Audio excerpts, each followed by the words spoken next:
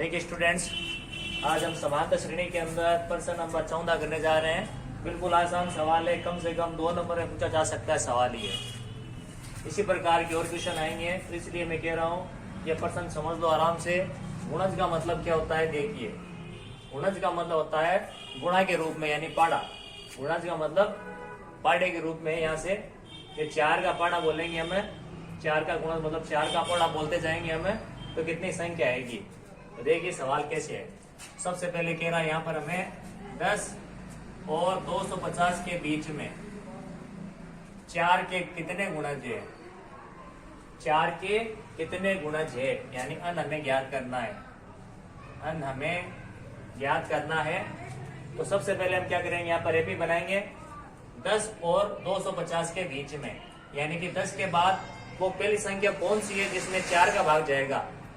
10 के बाद में वो संख्या कौन सी है पहले जिसमें 4 का भाग जाएगा, तो वो है 12।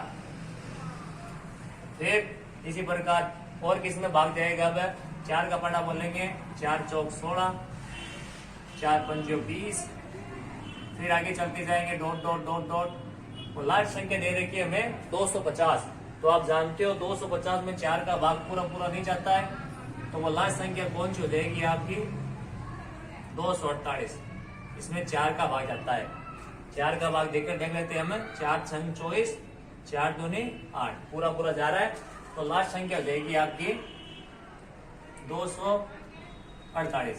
इस प्रकार आपको इस प्रश्न में सबसे पहले एपी बनाना है, फिर यह प्रश्न अपने आप हो जाएगा आपका। बिल्कुल आसान प्रश्न हो गया अभी आपका। बस आपको इसमें कंडीशन दे रखी थी, आपने वो कंडीशन पूरी कर दी कि 10 और 250 के बीच में किसके गुणज 4 के।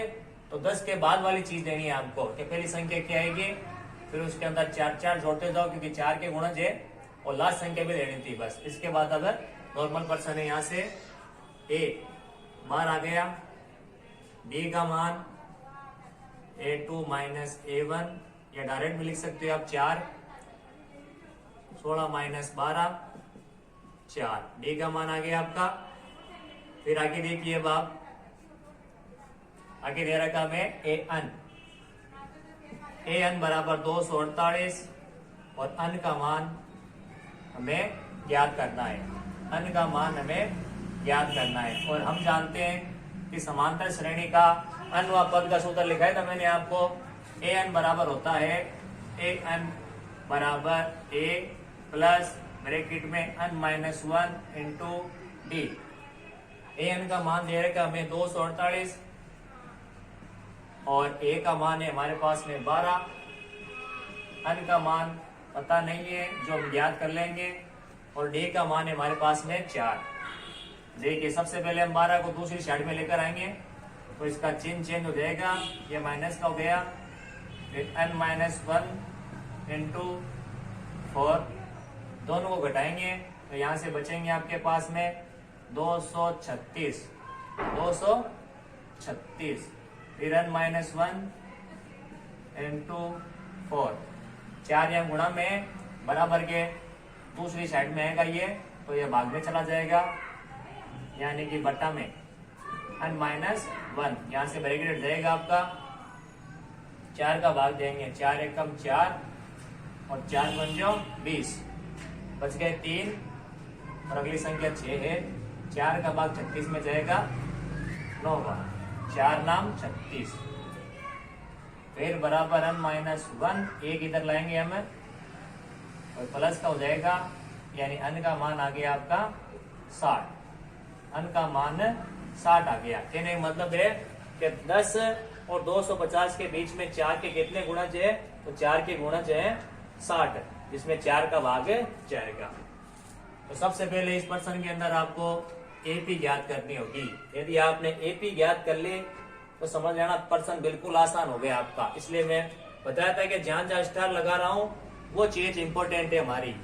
4 के गुणज मतलब एपी ज्ञात करनी है आपको कि पहली संख्या कौन सी होगी, फिर किसी भी संख्या का गुणज हो तो उसमें उतने उतने जोड़ते जाओ। लास्ट संख्या कौन सी है 250, तो 250 के हिसाब से हम देखेंगे कि लास्ट संख्या कौन सी होगी जिसमें 4 का भाग जाएगा। तो हमने एपी तैयार कर ली, तो फिर हम ए डी ए एन सब चीजें आपको मिल जाएगी। यहाँ से अन हमें ज्ञात करना है, अनुपात ज्ञात करने का सूत्र। इसमें हम क्या कर देंगे, मान रख देंगे हम अपने। मान रखने के बाद हमें जोड़ बाकी गुणा भाग करना है और ये सवाल आपका हो जाएगा।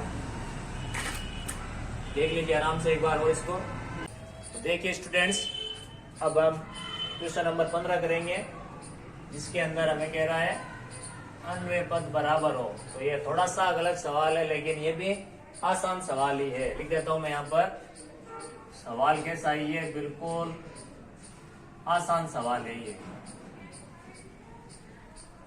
बिल्कुल ही आसान सवाल है। यदि आपको ए अनुपात ज्ञात करना आता है तो बिल्कुल आसान सवाल है ये। देखिए इसके अंदर हम क्या करेंगे, प्रश्न में से हम क्या क्या चीजें इसमें से लेंगे, हम प्रश्न में से क्या क्या चीजें लेंगे, कौन सी रणनीति अपनाएंगे हम इसको करने के लिए। देखिए अन के किस मान के लिए, यानी अनुपात हमें ज्ञात करना है। चलिए ठीक है, आगे दोनों समांतर श्रेणी, यानी कि दो समांतर श्रेणी है, तो यहां से ले लेंगे हम। यहाँ पर पहले लिख लेंगे प्रथम एपी, प्रथम एपी हो जाएगी आपकी 63, 65, फिर आगे है 67।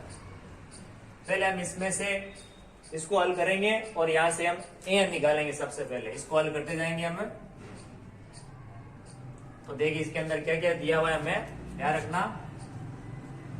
प्रथम एपी ले रहा हूं मैं, तो यहां से मैं दिया हुआ है ए का मान है हमारे पास में 63, फिर डी होता है आपका A2 माइनस A1, A2 का मान है 65, A1 का मान है 63, दोनों को घटाएंगे डी मिल गया हमें, ए मिल गया, डी मिल गया, एन पता नहीं अभी हमें।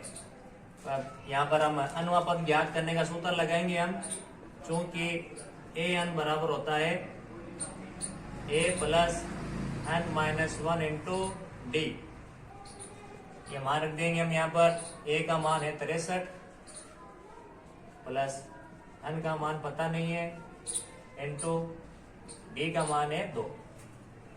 देखिए 63 प्लस 2 का अंदर गुणा कर देंगे, 2 कौन से गुणा करेंगे तो 2n माइनस 2 को 1 से गुणा करेंगे 2।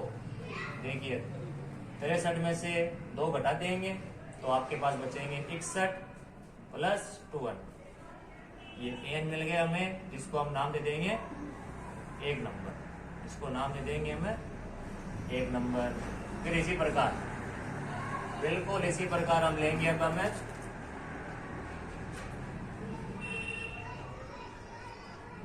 दूसरे एपी से।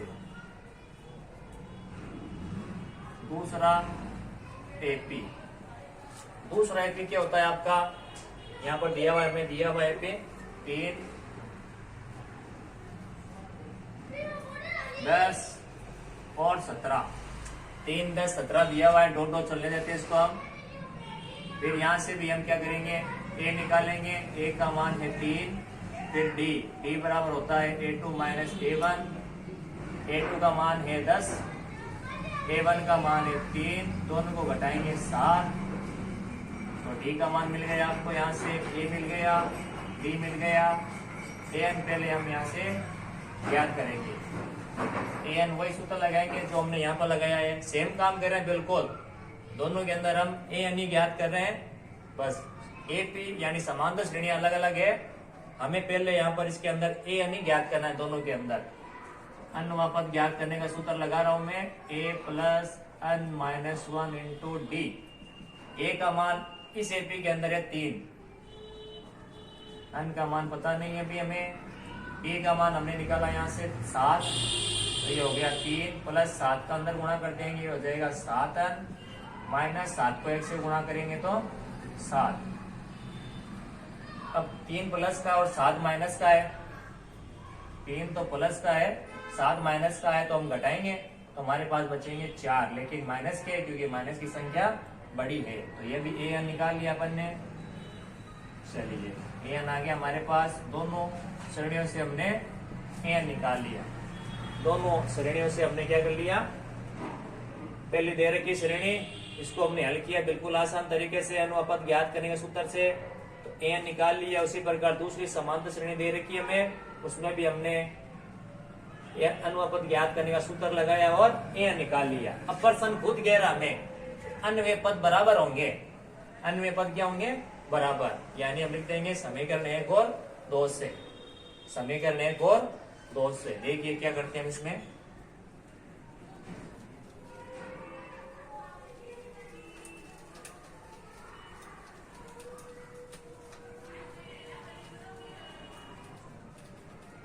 देखिए कौन कह रहा हमें इस प्रकार करो, प्रश्न कह रहा है ना हमें अन्वय पद बराबर होंगे, तो यहाँ लिख देंगे प्रश्नानुसार, क्या लिख देंगे, प्रश्नानुसार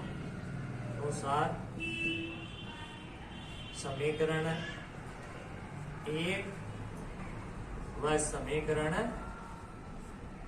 2 से, यानी दोनों में अन्वय पद बराबर है, यानी an दोनों में निकाला हमने, इन दोनों को बराबर रख देंगे हमें, तो यहां से आ जाएगा 61 प्लस 2 अन बराबर 7 अन माइनस 4।